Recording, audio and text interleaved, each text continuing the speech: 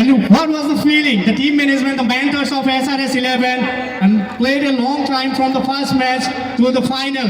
So what is the experience with the mentors and team management? ধন্যবাদ JPL কমিটিলৈ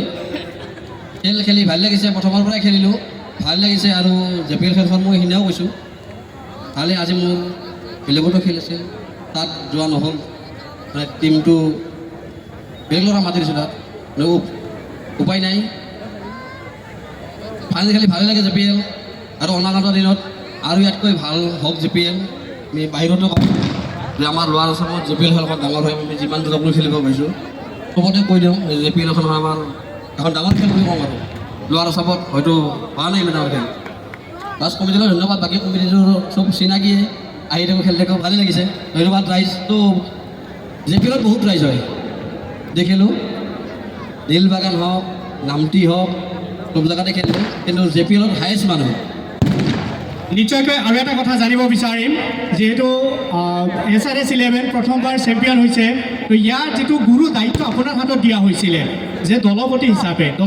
বহুত player চিলেকশ্যনৰ পৰা আৰম্ভ কৰি বা বলাৰ পৰিৱৰ্তনৰ ক্ষেত্ৰত হওক যি দায়িত্ব দিয়া হৈছিলে সেই দায়িত্বৰ হিচাপত আপুনি টিম মেনেজমেণ্ট বা মেণ্টৰসকলৰ যিখিনি ছাপোৰ্ট পাইছে সেইটো হিচাপত আপুনি কি কৰিব বিচাৰিব আৰু এটা কথা আপোনাৰ পৰা জানিব বিচাৰিম JPL এবাৰ 13 এডিশ্যন হৈ গ'ল হয়তো অহা ছিজন 14ত আপুনি কি নতুনত্ব হয়তো কিবা কৰিলে যিটো পৰামৰ্শ হিচাপে লওঁ আমি সেইটো আপোনাৰ পৰা জানিব বিচাৰিম আমাৰ চব ঠিকে আছে আমাৰ যিবিলাক অনাৰসকল আছে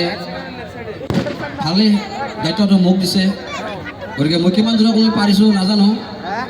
বিশ্বাসো দিছে চবখিনি ভালে হৈ গ'ল আৰু এই 13 বছৰ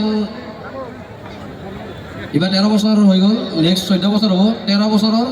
মই JPL 13 বছৰে খেলিলোঁ ধন্যবাদ জনাইছোঁ আৰু বিশেষকৈ ধন্যবাদ জনাইছোঁ সমূহ দৰ্শকবৃন্দ কেৱল মোৰ ফালৰ পৰা নহয় JPL অৰ্গেনাইজিং কমিটিৰ ফালৰ পৰা ইভেন সকলো খেলুৱৈসকলৰ পৰা এইটো কথা আমি জানিবলৈ পাইছোঁ যে দৰ্শক JPLৰ নিচিনা জনসমুদ্ৰ ক'তো নহয় চ' thank you so' much all the audience thank U